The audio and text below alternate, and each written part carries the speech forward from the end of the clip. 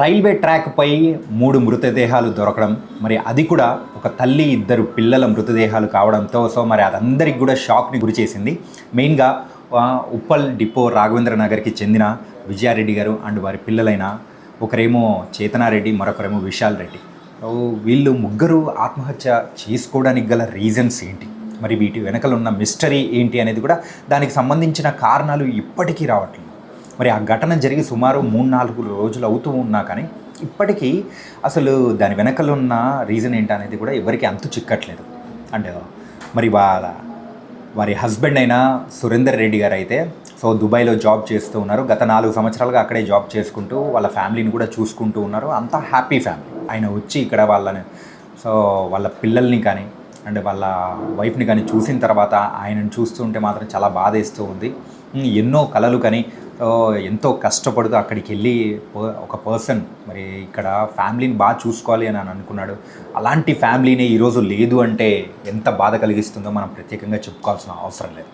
మరి దుబాయ్ నుంచి వచ్చిన సురేందర్ రెడ్డి గారు అయితే ఆయన మాటల్లో కూడా మనకు అర్థమవుతుంది ఏంటంటే ఎలాంటి ప్రాబ్లం కూడా లేదు, ఫైనాన్షియల్ ఇష్యూస్ లేవు, అంటే ఒక హ్యాపీ ఫ్యామిలీగా ఉండేవాళ్ళు.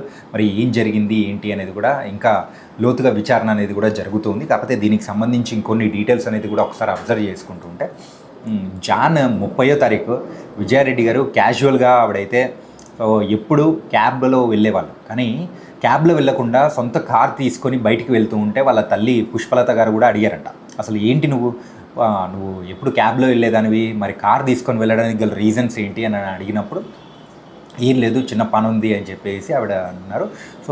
ఆవిడ స్ట్రైట్గా అయితే పటాన్చెరులో మరి ఇంటర్మీడియట్ సెకండ్ ఇయర్ చదువుతున్న వాళ్ళ డాటర్ చేతనారెడ్డి దగ్గరికి వెళ్ళి బంధువులు చనిపోయారు, ఇలా అర్జెంట్ అని చెప్పేసి చేతనారెడ్డిని, గట్కేసర్లో ఉన్న వాళ్ళ అబ్బాయి అయిన విశాల్ రెడ్డిని కూడా మరి హాస్టల్ నుంచి తీసుకొని వచ్చి నైట్ అర్ధరాత్రి 11 గంటలకు చెర్లపల్లి రైల్వే స్టేషన్కి కూడా చేరుకున్నారు. మరి అక్కడైతే సుమారు 11 గంటల 15 నిమిషాలకు కార్ పార్కింగ్ అనేది ఇచ్చేసి ఆ స్లిప్ వెనకల కూడా ఆవిడైతే అసలు సూసైడ్ నోట్ లాంటిది కూడా రాసింది. అసలు నా చావుకి ఎవరు కారణం కాదు, దీని వెనకల ఎవరు లేరు, కాకపోతే ఒంటరితనాన్ని తట్టుకోలేక నేను మరణిస్తున్నాను అని చెప్పేసి ఆవిడ రాసిన ఆ స్లిప్ దాని తర్వాత మరి వాళ్ళ కొడుకైన విశాల్ రెడ్డి జోబులో కూడా పెట్టేసి వదిలేసేయడం కూడా చూస్తున్నాము.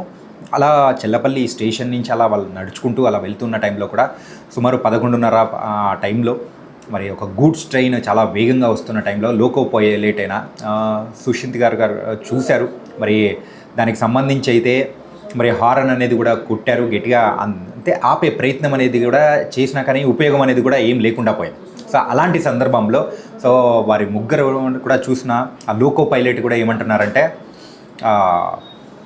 వాళ్ళు హత్తుకొని అలాగే నిలబడి ఉన్నారు, కానీ ఏం చేయలేకపోయినా అని చెప్పడంతో మరి ఆ తర్వాత కూడా అక్కడున్న పోలీసులకు కూడా ఆయన అయితే సమాచారం అనేది కూడా అందించారు. అండ్ ఆ తర్వాత పోలీసులు కూడా వచ్చి దీనికి సంబంధించిన డీటెయిల్స్ అనేది కూడా తీసుకున్నారు. మరి రాఘవేంద్ర నగర్ మరి విజయారెడ్డి గారి ఇంట్లో కూడా బంధువులు విలపిస్తూ ఉన్న సంఘటనలు అందరినీ తలచివేస్తూ ఉన్నాయి.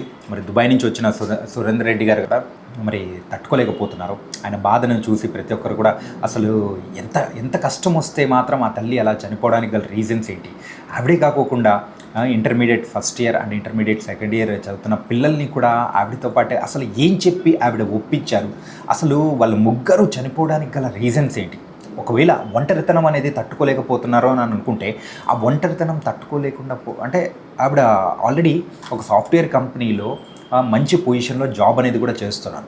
కాబట్టి ఆవిడకైతే ఇన్ఫ్యాక్ట్ నైట్ షిఫ్ట్ జాబ్, తినడానికి అండ్ నిజంగా అంటే తినడానికే టైం అనేది కూడా లేకుండా ఉన్న టైంలో అసలు ఆవిడకి ఒంటరితనం అనేది కూడా ఎక్కడి నుంచి వచ్చింది. ఒకవేళ హస్బెండ్ అనే దూరంగా ఉన్నాడు, మరి దుబాయ్లో ఉంటున్నారు అని చెప్పేసి అంటే ఆయనతో మాట్లాడి పిలిపించుకోవచ్చు, మరి ఇక్కడికి వచ్చి మరి ఆ ఫ్యామిలీ అందరూ కూడా కలిసి ఒకే దగ్గర ఉండే అవకాశాలు ఉంటుంది. కానీ అసలు ఇంతటి పెద్ద కారణం ఏంటి?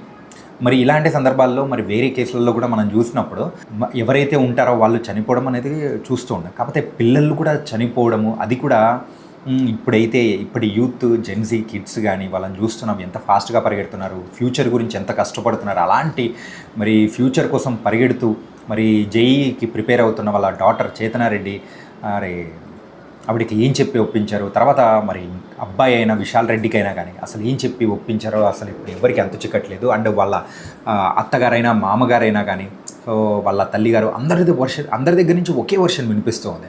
అంటే ఎలాంటి ప్రాబ్లమ్స్ అనేది లేదు. అండ్ ఫైనాన్షియల్ ఇష్యూస్ ఏదన్నా ఉంటే ఇలా జరగాలి, కానీ ఫైనాన్షియల్ ఇష్యూస్ అనేది కూడా లేదు. కానీ వీళ్ళందరూ అసలు ఏదన్నా ఉంటే మాతో మనసు విప్పి మాట్లాడింటే ఇలాంటి సంఘటన అనేది కూడా చోటు చేసుకునేది కాదు కదా అని చెప్పేసి అందరూ కూడా విలిపిస్తుండడం కూడా చూస్తున్నాం. కానీ పోలీసుల విచారణలో మాత్రం ఒకటి అర్థమవుతుంది ఏంటంటే, అండ్ వాళ్ళు విచారణ చేస్తున్నప్పుడు ఆవిడ విజయారెడ్డి గారు చనిపోయే ముందు సో కాల్ చేసిన, అంటే కొంతమందికి కాల్ చేశారు, వాళ్ళను పిలిపించి ఇక్కడ విచారణ అనేది కూడా చేశారు, చాట్ చేశారు. మరి ఆ చాట్ సంగతి ఏంటి అనేది కూడా బయటికి వస్తుంది. మరి పోలీసులు విచారించిన ఇద్దరు ఎవరంటే, ఆవిడ ఆఫీస్లో ఎవరైతే కింద వర్క్ చేస్తూ ఉంటారో వాళ్ళనైతే సో వాళ్ళతో మాట్లాడారు. మరి వాళ్ళని విచారించిన తర్వాత వాళ్ళు ఏం చెప్తున్నారంటే, కేవలం వర్క్కు సంబంధించి మాట్లాడారు, వర్క్ అసైన్ చేస్తారు, ఒకవేళ నేను అవైలబిలిటీ లేకపోతే మెసేజ్తో త్రూనే నేను నీకు కనెక్ట్ అవుతానని చెప్పేసి ఆవిడ చెప్పారని కూడా అర్థమవుతూ ఉంది. కానీ ఇలా ఒక తల్లి మరి చేతికి అందిన ఇద్దరు పిల్లలు మరణించడం అనేది కూడా చూస్తూ ఉంటే ఈ మిస్టరీ ఇప్పుడే వీడేటట్లేదు.